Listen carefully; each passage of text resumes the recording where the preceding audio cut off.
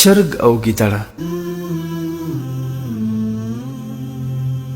یو مازدیګر چې لمر په ډوبېدو و، چرګ ونې ته وخوت چې د شاخ له پاسه یې کیني او شپه تېره کړي.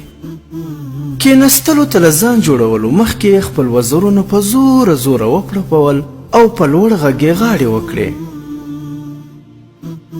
مګر چرګ لا سر له وزره نه و لاندې کړی چې سترګې یې پر ګیدړې ولګېدې چې د ونې خواته یې ځان را رسولی و.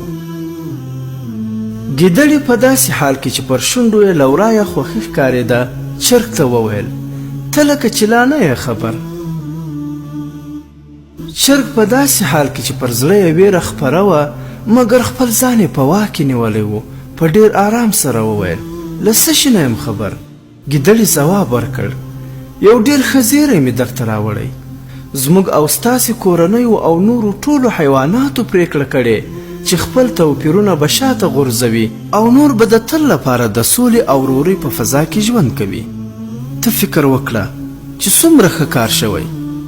زما خو نور وار نه کیږي، باید یو بل ته د ورورۍ غاړه ورکړو. راځه انډیواله لاندې راکوز شه چې دا د خوښۍ موقع په ګډه ولمانځو. چرګ په داسې حال کې چې د ګیدړې حرکاتو ته ښه ځیر و وویل: یاره چې رښتیا درته ووایم، زه هم په دې روغې جوړې له زړه خوشحاله شوم.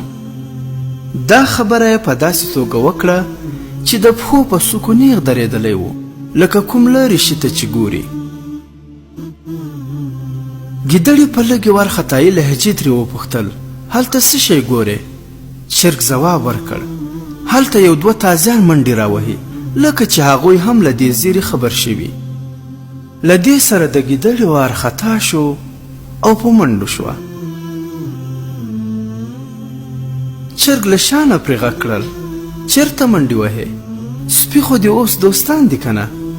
ګیدړې وویل: هو، خو کیدای شي هغوی لا تر اوسه دا خبر نه وي اورېدلی، بله دا چې زما ډېر ضروري کار و له ما نه هیر شوی و. اوس را په زړه شو زه هغې پسې ځم.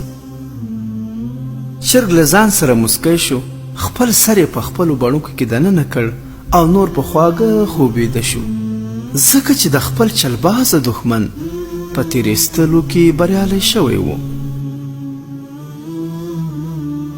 عبرت: چې زور دې له لاسه ورکړ، عقل دې له لاسه مه ورکوه.